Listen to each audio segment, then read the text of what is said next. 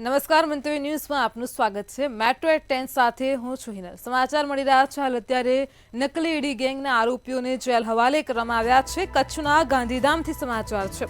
નકલી ઈડી ગેંગના આરોપીઓ 12 આરોપીઓના રિમાન્ડ પૂર્ણ થતા તેમને કોર્ટમાં રજૂ કરાયા હતા। તમામ આરોપીઓને જેલ ભેગા કરાયા છે। પોલીસે ફર્ધર રિમાન્ડની માંગ કરતા કોર્ટે આરોપીઓને જેલ હવાલે કર્યા છે। કોર્ટે આરોપીઓની જામીન અરજી ફગાવી છે અને તેમને જેલ હવાલે કર્યા છે। તો કચ્છના ગાંધીધામથી સમાચાર છે। ઈડીનું નકલી આઈ કાર્ડ બનાવવા માટે આરોપીઓ સામે નવી કલમોનો ઉમેરો કર્યો છે। કચ્છના ગાંધીધામમાં નકલી ઈડી ગેંગના આરોપીઓ જેલ હવાલે થયા છે। 12 આરોપીઓના રિમાન્ડ પૂર્ણ થતા તેમને કોર્ટમાં રજૂ કરાયા હતા। પોલીસે ફર્ધર રિમાન્ડની માંગ કરતા કોર્ટે આરોપીઓને જેલ હવાલે કર્યા છે। તો કોર્ટે આરોપીઓની જામીન અરજી ફગાવી તેમને જેલ હવાલે કર્યા છે। કચ્છના ગાંધીધામથી સમાચાર મળી રહ્યા છે। ઈડીનું નકલી આઈ કાર્ડ બનાવવા માટે આરોપીઓ સામે નવી કલમોનો પણ ઉમેરો કર્યો છે। તો કચ્છના ગાંધીધામથી સમાચાર છે। નકલી ઈડી ગેંગના આરોપીઓ જેલ હવાલે થયા છે। 12 આરોપીઓના રિમાન્ડ પૂર્ણ થતા તેમને કોર્ટમાં રજૂ કરાયા હતા।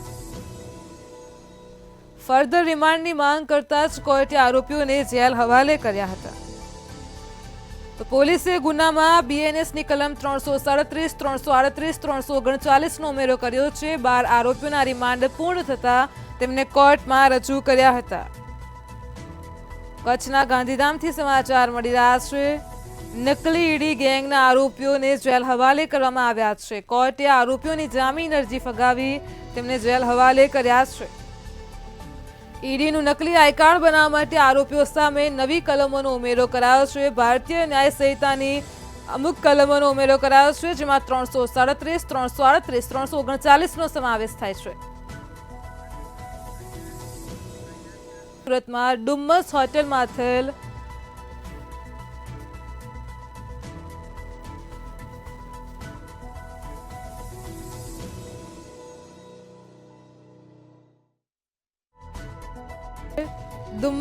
થયેલ ચોરીનો મામલો પ્રકાશમાં આવ્યો છે। સમગ્ર મામલે 2 આરોપીઓની પોલીસે અટકાયત કરી છે।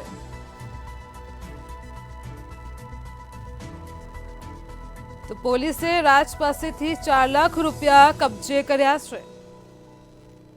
અર્જુન પાસેથી 1 લાખથી વધારે રૂપિયા પણ પોલીસે કબજે કર્યા છે। આ બનાવમાં કુલ 5 જેટલા આરોપીઓની સંડોવણી હોવાની વિગતો મળી રહી છે। તો 3 આરોપીઓ હજુ પણ પોલીસ ચોપડે વોન્ટેડ નોંધાયેલા છે।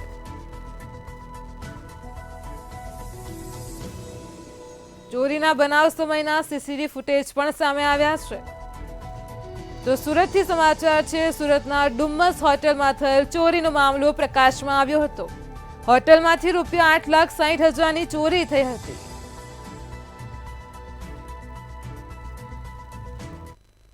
2024ના રોજ ડુમસ પોલીસ સ્ટેશન વિસ્તારમાં આવેલા મોન્ટેસા બિલ્ડિંગના સાલસા એન્જોય રેસ્ટોરન્ટ અને સાલસા રેસ્ટોરન્ટમાંથી ચોરી થઈ હતી। ટોટલ 8,60,000ની ઘરફોડ ચોરી હતી।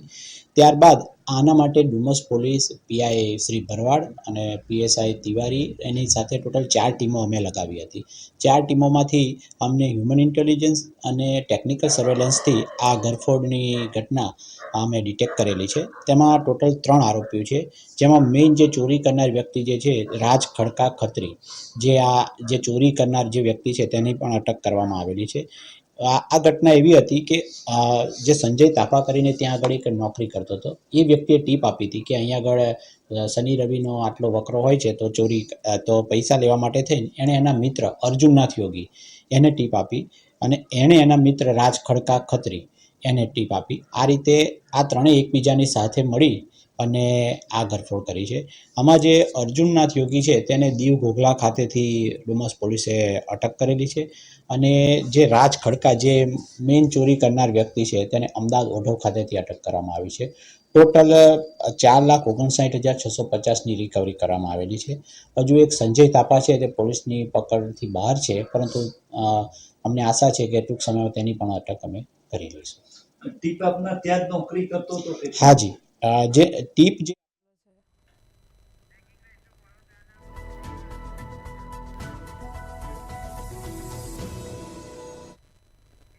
વડોદરાથી સમાચાર મળી રહ્યા છે. વડોદરામાં કુખ્યાત આરોપીના જામીન નામંજૂર થયા છે.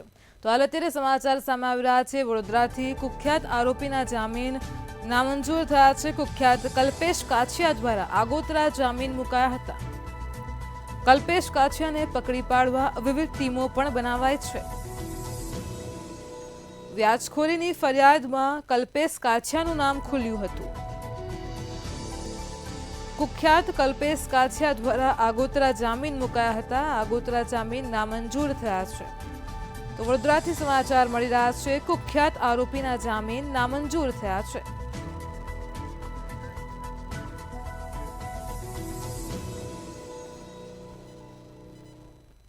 વડોદરાની જિલ્લા પંચાયત કચેરી કચરાનો ગઢ બની છે. તો સમાચાર મળી રહ્યા છે હાલ અત્યારે વડોદરાથી જિલ્લા પંચાયત કચેરીમાં જ કચરાના ઢગલે ઢગલા જોવા મળી રહ્યા છે. જિલ્લા પંચાયત કચેરી કચરાનું ઘર બની છે. કચરામાં જ સ્વચ્છતાના લીરે લીરા ઉડ્યા છે. સમાચાર મળી રહ્યા છે જિલ્લા પંચાયત કચેરી ખાતેનો આ કચરાના ઢગનો વિડીયો વાયરલ થયો છે. કચેરી પરિસરમાં જ કચરાના ઢગ જોવા મળ્યા છે. જિલ્લાની વિકાસ કચેરીમાં જ સ્વચ્છતામાં શૂન્ય છે. તો વડોદરાથી સમાચાર મળી રહ્યા છે. જિલ્લા પંચાયત કચેરી કચરાનું ઘર બની છે. કચેરીમાં જ સ્વચ્છતાનો અભાવ જોવા મળી રહ્યો છે. સ્વચ્છતાના લીરે લીરા ઉડ્યા છે.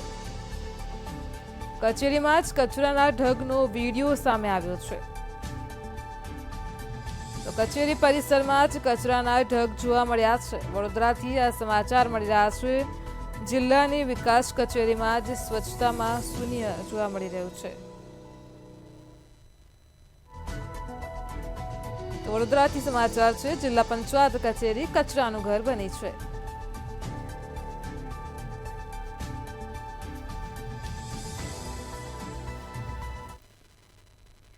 સુરતથી સમાચાર મળી રહ્યા છે. સુરતમાં જમીન પચાવી પાડવાનો મામલો પ્રકાશમાં આવ્યો હતો. તે જ મુદ્દે વધુ અપડેટ મળી રહી છે. એનઆરઆઈની વયોવૃદ્ધ જમીન પચાવી પાડવાનો મામલો પ્રકાશમાં આવ્યો હતો. સુરતની ઇકોસેલ પોલીસે 4 આરોપીઓને સમગ્ર મામલે ઝડપી પાડ્યા છે. જમીન દલાલ વકીલ સહિત 4ને ઝડપી પાડવામાં આવ્યા છે. તો સુરતથી આ સમાચાર મળી રહ્યા છે. એનઆરઆઈ વિરુદ્ધ જમીનની દેખરેખ ભરત કોલડિયાને સોંપી હતી. ભરતને વકીલ વિપુલે સાથે મળીને આ જમીન વેચી નાખી હતી. જમીનને ₹28 કરોડ 91 લાખમાં વેચી નાખવામાં આવી હોવાની વિગતો મળી રહી છે. તો જયસુખ સતાણી અને સંજય બાબુકિયાને જમીન વેચી હતી. જમીન દલાલ વકીલ સહિત 4ને ઝડપી પાડવામાં આવ્યા છે.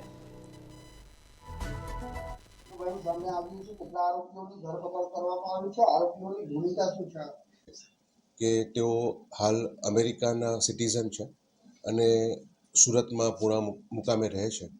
ત્યાં તેઓની પોતાની અલગ અલગ જગ્યાએ જમીનો આવેલી હતી. એ જમીનોમાં ફરિયાદીના નજીકના ભરત ભાલોડિયાએ પોતે સંપર્ક કેળવી વિશ્વાસમાં લઈ અને વિપુલ કાકડિયા સાથે મળી ખોટા દસ્તાવેજો ઊભા કરી અને આ જમીનો જયસુખ સતાણી અને સંજય માંગુકિયા સાથે સોદો કરી અને બોગસ દસ્તાવેજો બનાવેલા હતા. જે અનુસંધાને ફરિયાદીની ફરિયાદ લઈ આઈપીસી કલમ 465, 467, 468, 471 વગેરે મુજબ ગુનો દાખલ કરી આરોપીની અટકાયત કરેલ અને આરોપીઓના મેડિકલ દરમિયાન જયસુખ સતાણીની તબિયત થોડી નાદુરસ્ત થતાં તેને દાખલ કરવામાં આવેલ છે અને અન્ય 3 આરોપીઓની ધરપકડ કરવામાં આવેલ છે. તપાસ ચાલુ છે. જમીન કેટલામાં વેચી મારવામાં આવ્યા છે અને કઈ રીતે સમગ્ર કૌભાંડ છે તે કરવામાં આવ્યું હતું?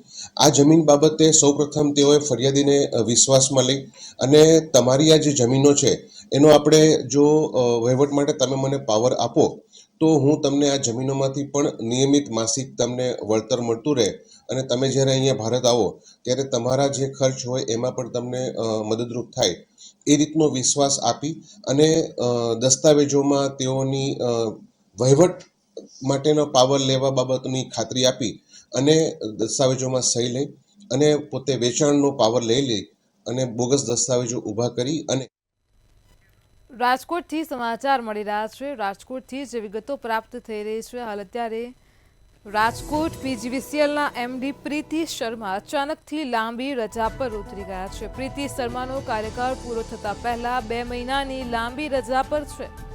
રાજકોટ મનપાના ડેપ્યુટી કમિશનર સ્વપ્નિલ ખરેને હવે વધારાનો ચાર્જ સોંપાયો છે. સ્વપ્નિલ ખરે મનપાની જવાબદારી સાથે પીજીવીસીએલની પણ જવાબદારી નિભાવશે. તો રાજકોટ મનપાના ડેપ્યુટી કમિશનર સ્વપ્નિલ ખરેને વધારાનો ચાર્જ સોંપાયો છે. મનપાની સાથે પીજીવીસીએલની પણ જવાબદારી નિભાવશે. રાજકોટ પીજીવીસીએલના એમડી પ્રીતિ શર્મા અચાનકથી લાંબી રજા પર ઉતરી ગયા છે. પ્રીતિ શર્માનો કાર્યકાળ પૂરો થતા પહેલા 2 મહિનાની લાંબી રજા પર છે. રાજકોટ મનપાના ડેપ્યુટી કમિશનર સ્વપ્નિલ ખરેને વધારાનો ચાર્જ સોંપાયો છે.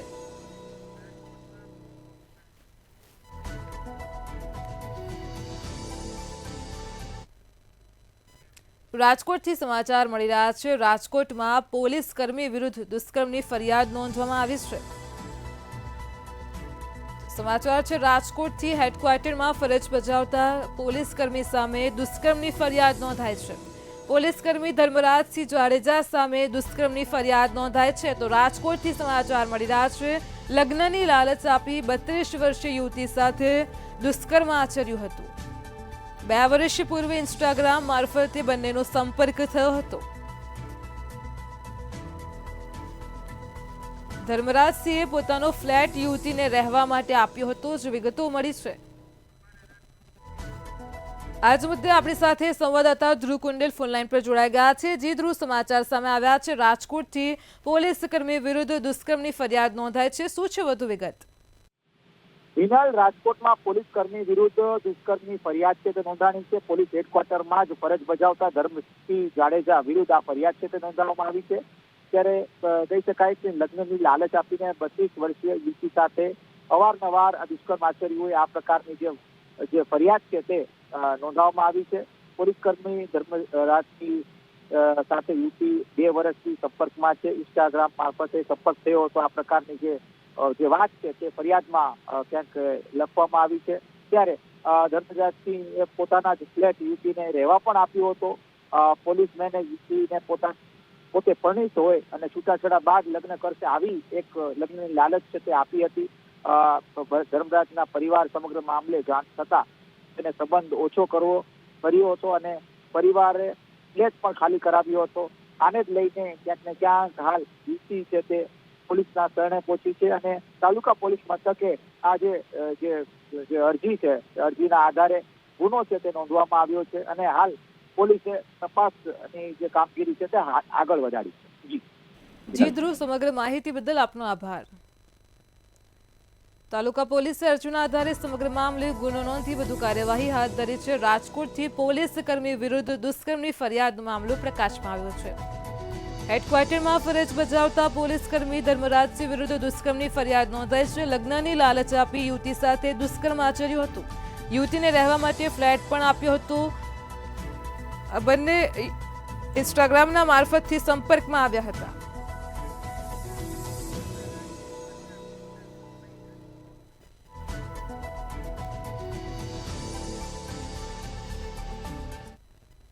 રાજકોટથી સમાચાર મળી રહ્યા છે. રાજકોટથી જ વિગતો સામે આવી રહી છે. તો રાજકોટમાં ટ્રાફિક વોર્ડન તોડ કરતો હોવાનો વિડીયો વાયરલ થયો છે. રાજકોટના કાલાવડ રોડના મોટા મહુવા નજીકની આ ઘટના પ્રકાશમાં આવી છે. ટ્રાફિક વોર્ડન તોડ કરતો હોવાનો વિડીયો વાયરલ થયો છે. જાગૃત નાગરિક દ્વારા સમગ્ર ઘટનાનો વિડીયો બનાવવામાં આવ્યો હતો. આ વિડીયો સોશિયલ મીડિયામાં વાયરલ થયો છે. તો રાજકોટના કાલાવડ રોડ નજીકનો આ વિડીયો છે કે જાગૃત નાગરિકે સમગ્ર ઘટનાનો વિડીયો બનાવ્યો હતો. રાજકોટમાં ટ્રાફિક વોર્ડન તોડ કરતો હોવાનો આ વિડીયો વાયરલ થયો છે. રાજકોટથી સમાચાર મળી રહ્યા છે. કાલાવડ રોડના મોટા મહુવા નજીકની ઘટના પ્રકાશમાં આવી છે. જાગૃત નાગરિક દ્વારા સમગ્ર ઘટનાનો વિડીયો બનાવવામાં આવ્યો છે. હાલ આ વિડીયો સોશિયલ મીડિયામાં ખૂબ જ વાયરલ થયો છે.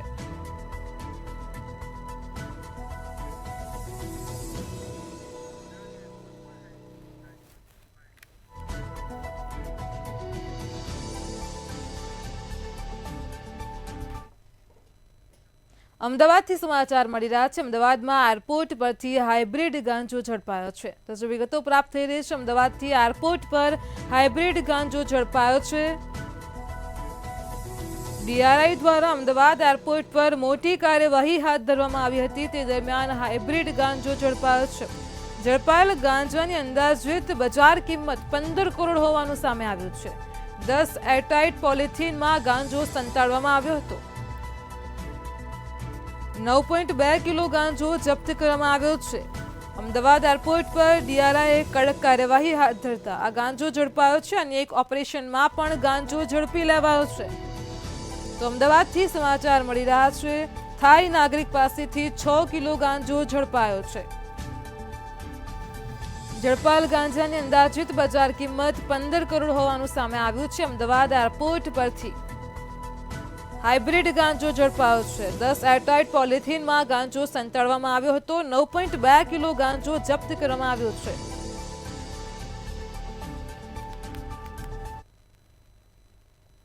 ગુજરાતમાં મોટું સાયકલ કૌભાંડ આચર્યાનો વિપક્ષના નેતા અમિત ચાવડા દ્વારા આક્ષેપ કરાયો છે, જેમાં સરસ્વતી સાધના યોજના 3.5 લાખ દીકરીઓને આપવાની હતી, પણ સાયકલ આપી નથી। અન્ય રાજ્યો કરતાં 500 રૂપિયા વધારે ભાવ ચૂકવીને 1,70,000 સાયકલો ખરીદી હતી। તો બીજી તરફ સુપ્રીમ કોર્ટના આદેશ મુજબ ઓબીસીની અનામત માટે ઝવેરી કમિશનની રચના કરી હતી, જેમાં યુનિટ મુજબ ઓબીસીની વસ્તી ગણતરીના આધારે ઓબીસી અનામત કેટલી આપવી તે અંગે અભ્યાસ કર્યો, તેને પણ ગૂંચવી રાખ્યો છે। તો સાથે જ કહ્યું હતું કે ગુજરાતમાં કાયદો વ્યવસ્થાની પરિસ્થિતિ કથળી છે, સરકારનો ગુનેગારો ઉપર કોઈ કંટ્રોલ નથી। 2023માં સાયકલ આપવાની હતી, એના બદલે આખી પ્રક્રિયા વિલંબથી થઈ અને સાયકલ ખરીદવા માટેના ટેન્ડરોમાં પણ વિલંબ થયો। એની પાછળનું એક જ કારણ હતું કે મુખ્યમંત્રીશ્રીના કાર્યાલયની સીધી સૂચનાઓથી પોતાની માનીતી કંપનીઓને કોન્ટ્રાક્ટ અપાવવા માટે ચૂંટણીમાં જેની પાસેથી મોટું ફંડ લેવાનું હશે એની પાસે ચંદા દો ધંધા લો ના નિયમ મુજબ જે ભાજપની કાર્ય પદ્ધતિ છે, ત્યાર પછી પણ સરકાર દ્વારા રિપોર્ટ લેવામાં નહોતો આવતો। આયોગ દ્વારા કહેવામાં આવ્યું કે રિપોર્ટ તૈયાર છે, પણ સરકાર વિલંબ કરવા માટે રિપોર્ટ સ્વીકારતી નથી। કોંગ્રેસનું પ્રતિનિધિ મંડળ અમે મહામહિમ રાજ્યપાલશ્રી પાસે ગયા અને માગણી કરી। રાજ્યપાલશ્રીની સૂચના બાદ એપ્રિલ 2023માં સરકારે આયોગનો રિપોર્ટ સ્વીકાર્યો। લગભગ 10 મહિના જેટલા સમય પછી રિપોર્ટ સ્વીકારવામાં આવ્યો। ગુજરાતમાં આજે કાયદો વ્યવસ્થાની પરિસ્થિતિ સદંતર પડી ભાગી છે। ગુનેગારો, અસામાજિક તત્વો, બુટલેગરો, માફિયાઓ બેફામ થયા છે। યુપી, બિહાર કરતાં પણ આજે ગુજરાતની પરિસ્થિતિ બદતર છે। એક બાજુ દારૂ ડ્રગ્સના માફિયા હોય, ભૂમાફિયા, ખનન માફિયા, મેડિકલ માફિયા, બળાત્કારીઓ, ખંડણીખોરો, આ બધા જ લોકો બેફામ થયા છે। જાહેર અનાજ વિતરણ વ્યવસ્થા ઉપર કોંગ્રેસ દ્વારા પ્રતિક્રિયા આપવામાં આવી છે। કોંગ્રેસ પ્રવક્તા મનીષ દોશીએ સરકાર પર પ્રહાર કર્યા છે। અનાજ વિતરણ વ્યવસ્થામાં મોટા પાયે ભ્રષ્ટાચાર જોવા મળે છે। ગરીબોના મોંમાંથી કોળિયો છીનવાઈ રહ્યો છે। 2 કરોડ ટન ઘઉં ચોખા ક્યાં ગાયબ થઈ જાય છે તેવા આક્ષેપો કરવામાં આવ્યા છે। અન્ન સુરક્ષા કાયદા અંગે સરકાર યોગ્ય પગલાં લઈ જવાબદાર સામે કાર્યવાહી કરવાની કોંગ્રેસે માંગ કરી છે।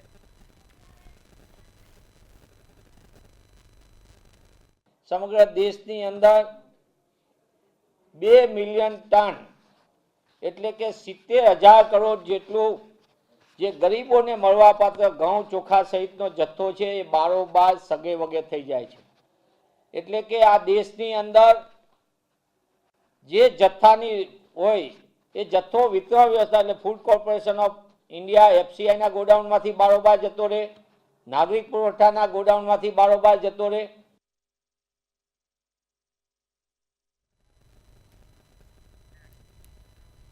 અમદાવાદ મહાનગરપાલિકા દ્વારા દર વર્ષે શહેર માટે બજેટ ફાળવવામાં આવતું હોય છે। શહેરના પ્રાથમિક સુવિધાઓ માટે બજેટ વાપરવામાં આવતું હોય છે। ગત વર્ષની વાત કરવામાં આવે તો ગત વર્ષે 12,262 કરોડનું બજેટ ફાળવવામાં આવ્યું હતું, જેમાં પાયાની સુવિધાના કામો જેવા કે રોડ, વોટર તેમજ ડ્રેનેજ અને સફાઈ કર્મચારીઓ પાછળના ખર્ચ તમામ બજેટ ફાળવવામાં આવતું હોય છે। સ્ટેન્ડિંગ કમિટી ચેરમેન દેવાંગ દાણીએ કહ્યું કે ગત વર્ષના કેટલાક કામો બાકી છે જે ચાલુ વર્ષે કરવામાં આવશે. 45 જેટલા કામો પ્રગતિમાં હોવાનું પણ જણાવ્યું હતું.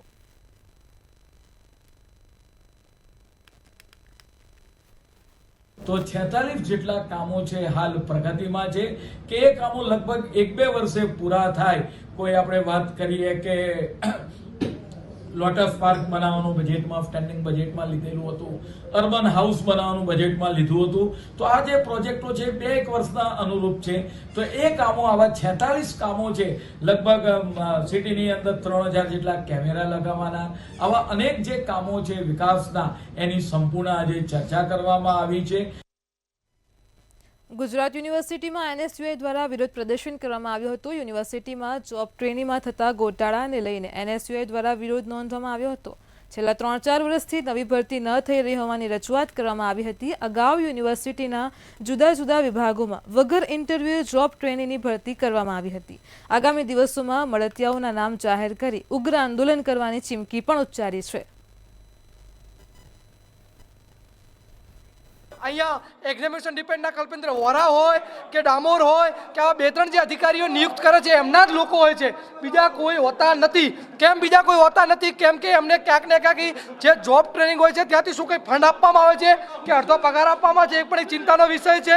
NSUI જે રજિસ્ટ્રાર સાહેબને માંગ કરી છે કે 7 દિવસની અંદર આ જો જોબ ટ્રેનિંગ ઉપર કોઈ નિર્ણય લેવામાં નહીં આવે તો 7 દિવસ પછી કયા અધિકારીના કયા સિન્ડિકેટ મેમ્બરના કેટલા લોકો અહીંયા નોકરી કરે છે એ નામ પણ NSUI જાહેર કરશે. જો આ નિર્ણય લેવામાં નહીં આવે તો આવનાર દિવસોમાં અમારે ઉગ્રથી ઉગ્ર આંદોલન કરવાની જરૂર પડશે, તો પણ કરીશું. હાલના આધુનિક યુગમાં સાયબર ગઠિયાઓનો આતંક વધ્યો છે, જેમાં લાંબા સમયથી ડિજિટલ અરેસ્ટના કિસ્સા પણ વધ્યા છે.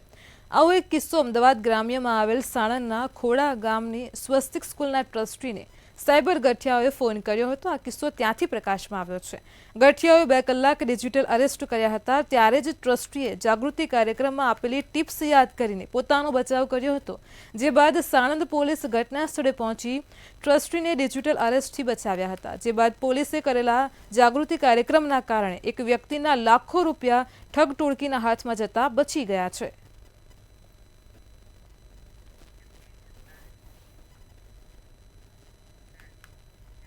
રાજ્યમાં શિક્ષણ જગતના નામે કરોડોનો ખર્ચ કરવામાં આવે છે, છતાં ડિજિટલ ગુજરાતની 3400થી વધુ શાળામાં ઇન્ટરનેટની સુવિધાનો અભાવ છે. રાજ્યની સંખ્યાબદ્ધ શાળાઓમાં બાળકોને ભણાવવા માટે કોમ્પ્યુટર શિક્ષક જ નથી. કેટલીક શાળાઓમાં ઇન્ટરનેટ સુવિધા વગર કોમ્પ્યુટર ધૂળ ખાઈ રહ્યા છે. ગુજરાતની 34,699 સરકારી શાળા, જેમાંથી 32,681 શાળામાં ઇન્ટરનેટની સુવિધા હજુ પણ નથી.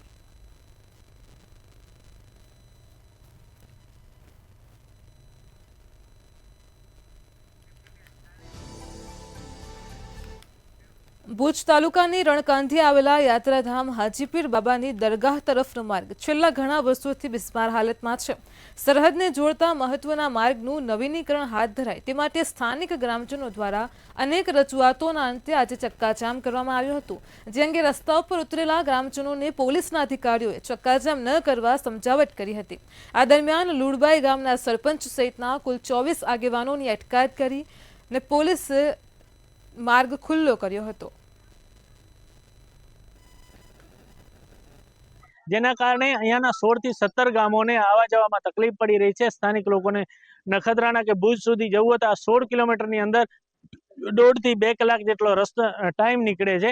તેમજ એમરજન્સીમાં કોઈ પણ બીમાર માણસને હોસ્પિટલે પહોંચાડવું હોય તો પણ આની અંદર ઘણી બધી તકલીફ થઈ રહી છે. કેટલીક પ્રસ્તુતિ માતાઓ એમ્બ્યુલન્સની અંદર પ્રસ્તુતિ થઈ જાય છે આ રસ્તાના કારણે. એવી બધી સિચ્યુએશનો ઊભી થઈ છે, જેના કારણે આજે અમે આંદોલન કર્યો હતો. એના પહેલા અમે કલેક્ટર સાહેબ શ્રી તેમજ સ્થાનિક જેટલો પણ સરકારી તંત્ર છે લેખિત પણ આપ્યો હતો. જામનગરથી સમાચાર મળી રહ્યા છે. જામનગરમાં વિધર્મીઓ દ્વારા પચાવી પાડવામાં આવેલી જમીન એ હાલ અત્યારે ખુલ્લી કરાય છે.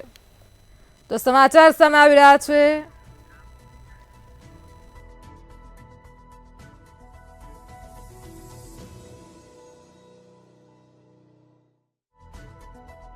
સમાચારોમાં આગળ વાત કરીએ તો રાજ્યમાં સરકારની પીએમજે યોજના હેઠળ લોકોને મદદરૂપ બનવા પ્રયાસ કરી રહી છે, ત્યારે બીજી બાજુ રાજ્યભરમાં બોગસ આયુષ્યમાન કાર્ડ બનવાના કૌભાંડ ચાલી રહ્યા છે. ખ્યાતિકાંડની તપાસ કરી રહેલી અમદાવાદ ક્રાઇમ બ્રાન્ચની તપાસમાં બોગસ આયુષ્યમાન કાર્ડ બનાવી સરકારને ચૂનો ચોપડવાના કૌભાંડનો પણ પર્દાફાશ થયો છે.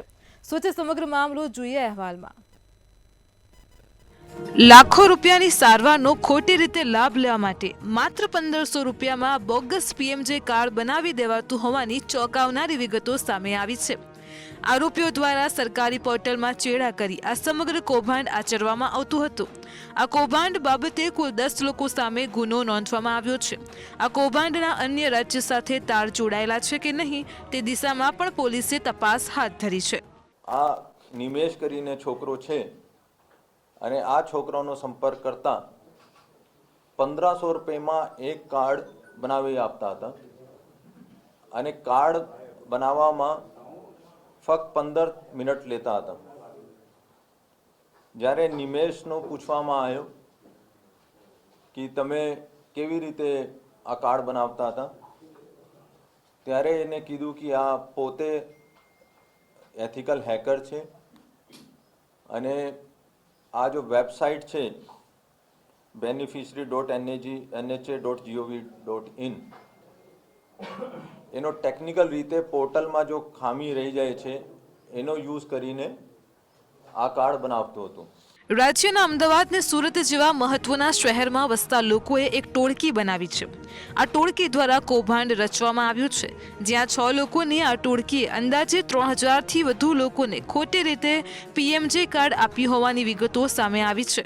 તો આ તપાસનો વિષય છે કે 3000 કાર્ડ અમે પીએમજેવાય જો ઓથોરિટીઝ પાસેથી એનો ડિટેલ્સ માંગશે અને પછી એનો મેચ કરવામાં આવશે અને કોણ સે હોસ્પિટલથી આઈપી પણ એનો લેવામાં આવશે કે કોઈ હોસ્પિટલમાંથી બનાવવામાં આવે છે યા કંઈ ઓરથી બનાવવામાં આવે છે યા હોસ્પિટલનો મોકલવામાં આવે છે અથવા આ 3000 કાર્ડમાં કેટલા લોકોએ પીએમજેવાયમાં ક્લેમ કર્યા છે. ખ્યાતિકાંડ બાદ સરકારે પીએમજેના નિયમોમાં ફેરફાર કરવાની તજવીજ હાથ ધરી છે. આ સંદર્ભે ગાંધીનગરમાં આરોગ્ય મંત્રી ઋષિકેશ પટેલે એક સમીક્ષા બેઠક યોજી હતી, જ્યાં રાજ્ય સરકારે પીએમજે યોજના સાથે સંકળાયેલી હોસ્પિટલો માટે નવી માર્ગદર્શિકા બહાર પાડવાનું નક્કી કર્યું છે. બ્યુરો રિપોર્ટ, મંતવ્ય ન્યૂઝ. મેટ્રો 10માં હાલ એટલું જ. પડેપણની અપડેટ મેળવતા રહો માત્ર મંતવ્ય ન્યૂઝ પર. નમસ્કાર.